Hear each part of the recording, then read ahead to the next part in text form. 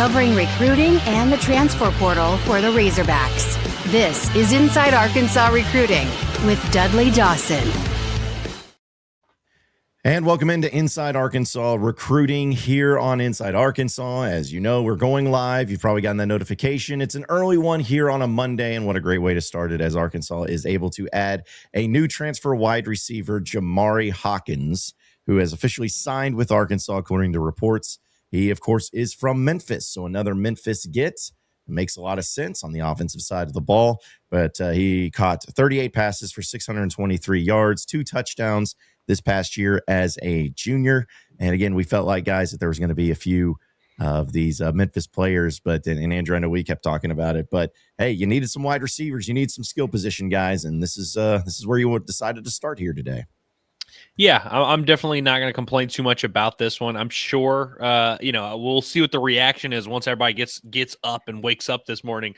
I'm sure there will be some that see that he's from Memphis and dismiss that right away, and maybe you're waiting for a bigger splash. You look at the receiver room that Arkansas has in place, guys like C.J. Brown, guys like Courtney Crutchfield, Jacaden Ferguson's still there, Cisse still there. There's guys that can catch passes, but not necessarily star receivers. I would say that Hawkins probably fits that criteria of a guy that can catch passes, not going to be your go-to target, but I like the move. I think it's a guy that can help Arkansas. I'm sure they'll go out and try and get a true go-to number one target.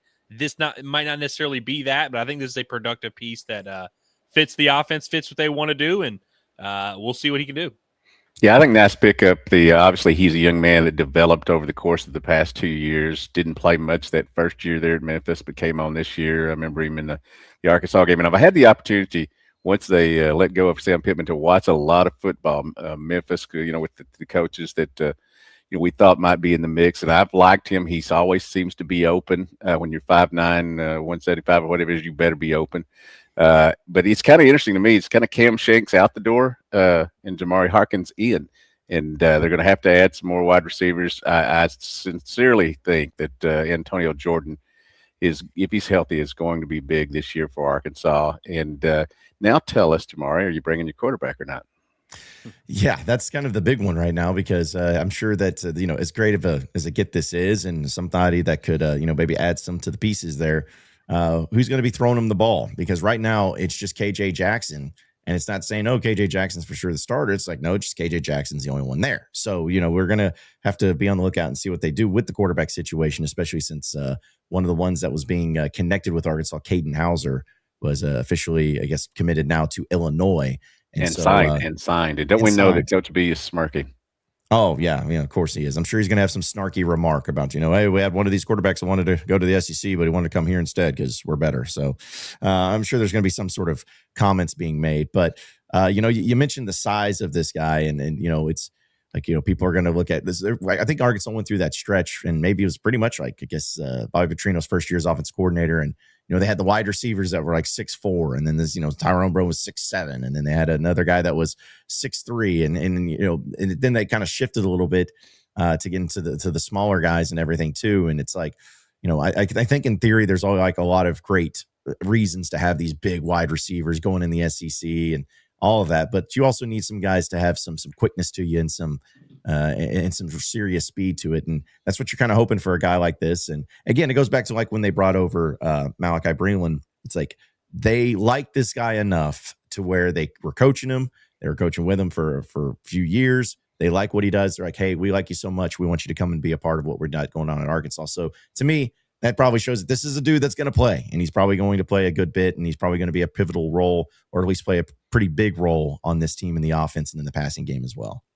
Yeah, and that's the right, I think, concept for the Memphis guys. Not to say that Memphis guys can't, come to the SEC and play at a high level, but you're not building your roster with them at the top of the food chain of like, we're just going to take all these Memphis guys. You're using them to kind of supplement these other positions. And so from that standpoint, I think Jamari Hawkins is kind of perfect for that type of role, perfect for what they're going to ask him to do, and we'll see what his role really ends up being within the offense. But I just remember last recruiting cycle or last portal class, every time someone would commit, you would think, okay, so if this guy's committing, that means they didn't get this guy. I feel like that happened 3 or 4 times.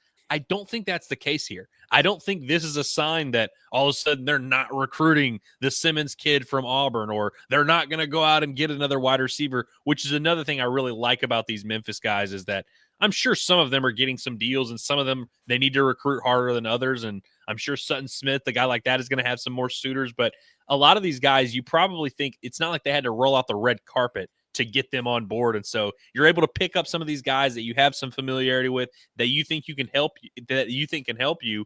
And it's not like it takes away. It's not like they're taking time away from recruiting other positions and other receivers by getting someone they're already familiar with. Now that the transfer portal has gone from 45 days to 30 to 15, you better be the first or second visit in this abbreviated situation. Simmons was obviously here. You talked about him. He close to 70 passes caught the past 2 years. Had a big year for Auburn. I remember him being one of the guys running free through the Arkansas secondary in that game up here, especially in the second half. But you better go out and get some of these guys. And as you said, I think there's you got to go find a true number one. And I'm sure that they're going to bring some in here and continue to do this, because this thing's going to go for a while. And there are some kids right now who are at places that they thought, I'm going to get this big old deal, and the deal's not as big. And so you may have the ability to come through and give them more, but you better go get somebody to catch passes from KJ Jackson and whoever else they land. That's right. That's right. And to give everybody I know that there's a little bit of a background to it. He's from Mobile, Alabama. He signed with the Tigers back in 2022, and he was when his 38 passes that he caught with 623 yards and 2 touchdowns, those are all ranked second on the team. So he's the second leading receiver. And I know, Andrew, you're big on that Pro Football Focus stuff. So he's sitting over here. According to Pro Football Focus, he graded with an offensive grade of 69.5, receiving grade of 69.9, and a run grade of 65.3. So if you're talking about, we're not telling you he's great, but we're not telling you he sucks either. Yeah. Yeah, I think that 69.5 is the exact same overall grade as Breland yesterday, the offensive lineman, and it's right around the same for Christian Harrison. So it's like it's kind of the same level of guy that you should be that level of excited for, honestly. Yeah, you've also got, I think it's important for people to know that not every one of these guys is going to be a superstar. They're going to have to sign still 30 more guys to have the roster that they need to have. Yeah, well, especially at the wide receiver position, because, you're going to have like 5, 6, 7, 8, 9, however many. But yeah, just because it's like, is this guy going to be the leading wide receiver? I have no idea. But you mentioned a few of the names too, Andrew. Like, they still got some guys on the roster that currently, we'll see if they stay on the roster, but some guys on the roster that could also be some guys that give some additions and some play out there as well.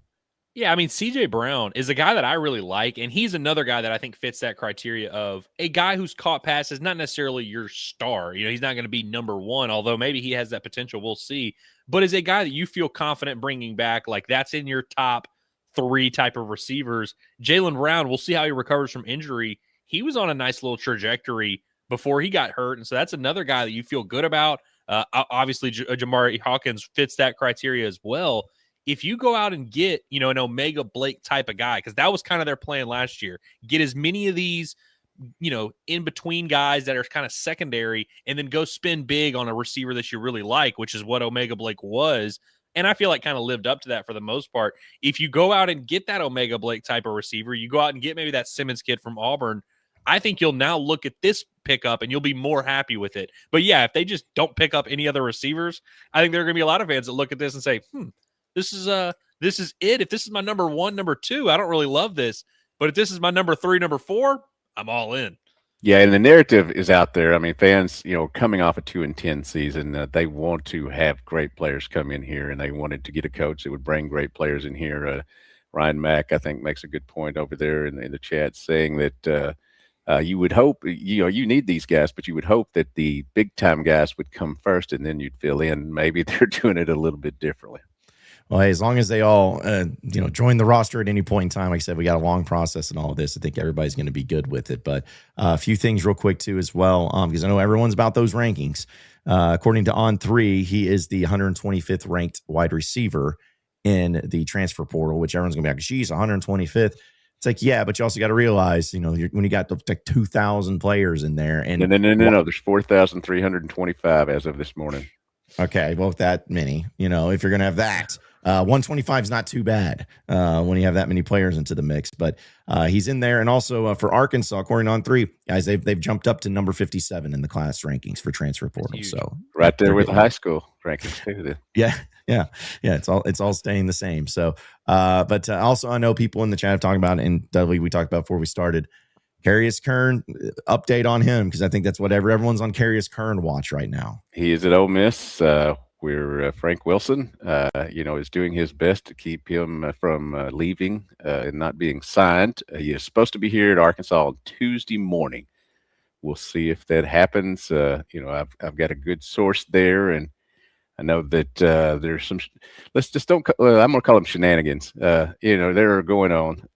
Everybody wants the kid. Obviously, Missouri tried to get in there, and then you knew that was going to happen again after they were on him early on. But we'll see if he gets here. He is the biggest name in this state to get in this transfer portal class. I don't think that's he's going to be a great football player. But let's all be honest. You got to get that kid, or it's a bummer. Yeah, definitely. I mean, let's just hope a huge storm rolls through Oxford, and he doesn't like the vibes he's getting. But man, with the way Ole Miss is rolling and kind of the vibe they have going on, that's a really tough. Yeah, that's tough, isn't it? It's getting ready for a semifinal. Yeah.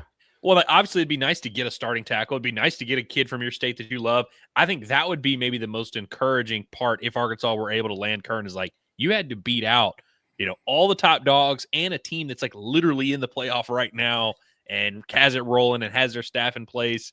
So we'll see how that works. But I think we're all going to be kind of waiting on pins and needles for the next 24 hours. Yeah, Paul Mabinga is the other LSU offensive lineman that's visiting. He'll be here today. Obviously, his younger brother Ben signed with Arkansas in December, so he's you're going to have an LSU lineman here today, and you're hoping you'll have one tomorrow.